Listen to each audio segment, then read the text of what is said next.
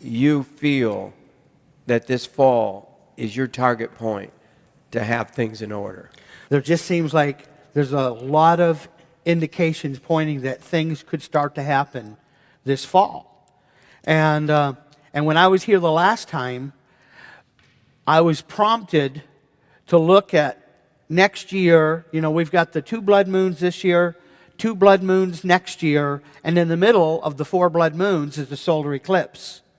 And you had a guest here, John Hagee, that said he inquired of the Jewish rabbis in Israel, and they said that the solar eclipse, March 20th of next year, is the judgment of the nations, the Gentile nations. Yes. And that's a very important point, because at the beginning of the Great Tribulation, war on the saints will be against the Gentile nations, not Israel, and possibly not the Middle East, because they're going to be given a separate 7-year peace that will trigger the beginning of the 7 years of tribulation. So when Israel is given a peace, the Gentiles will begin the war on the saints. So I was challenged to think about a scenario I've had for the last year and a half. My best guess scenario back a year and a half ago, before we got to where we are now, and now it's like I'd rather push things down the road a little bit. Yeah.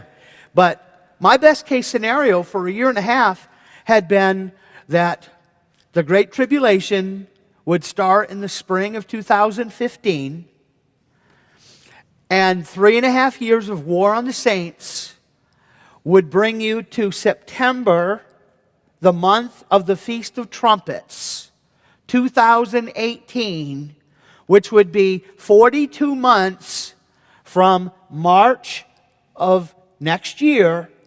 42 months, 3.5 years. Daniel says that the war on the saints will last for time, times, and half a time. 3.5 years. Revelation chapter 13 says that the Antichrist will take authority over the Christians for 42 months and defeat the Christians. So this war on the saints, 3.5 years, 3.5 years from March 20th, the time of the beginning of the judgment of the Gentile nations, 3.5 years puts you in September 2018, literally the week of the Feast of Trumpets. I really hope that the Great Tribulation doesn't start next year. But if it did start in March of next year, it would end up being 42 months, September of 2018. And the significance of that is not only because it's the week of Feast of Trumpets, which is the harvest feast of the Jews, but it is also 70 years from 1948, the rebirth of Israel.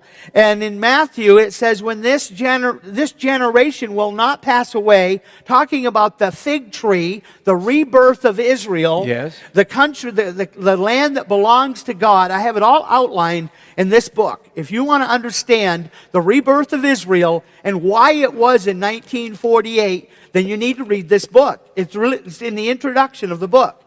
And we have a whole package of your stuff that they ought to get, because you got new updates in it is what they want to get. So Matthew says, this generation shall not pass away to the coming of the Son of Man. And in Psalms it says a generation is 70 and longer if you're stronger. You know, an extra 10 years if you're stronger.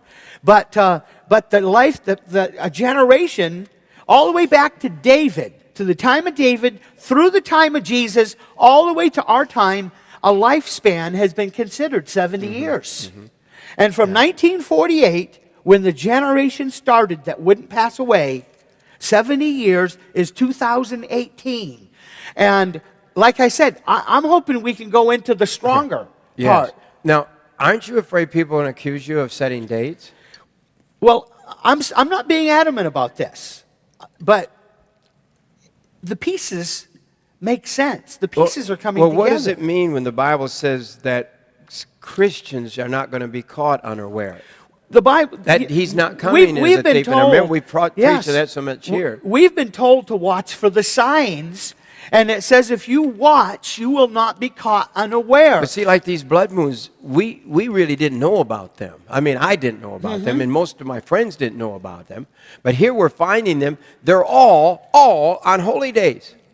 They're all on Bible days. They are not just some holy day that somebody made up. These are God's holy days. Yes. You know. Yes. And the crazy thing is, this ends the tetrads for our lifetime. Yeah, I know that's that, right. and beyond. Yeah. A long Yeah. way. Well, So we're he said to be the signs, as we read even from Genesis in the first book of the Bible, it talks about the sun and the moon being for Yes. signs. Well, we never totally understood it till now.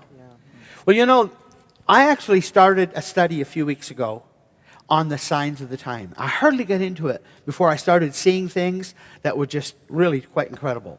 And the point that spurred me to look at the signs was the fact that we're seeing the signs all over the place. Yes. And the thought hit me that if we're seeing the signs and we were instructed to watch for these signs, how can they all show up and not have significance? Yes. You know what I mean? It's like if we was told to watch and to be aware so that we would not be caught unaware, and if the signs are here, how can we go past them without them having any meaning?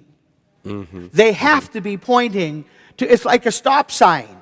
When you watch for the signs and you see the red light and it says to stop, you're not supposed to just keep going, you're supposed to stop. Right.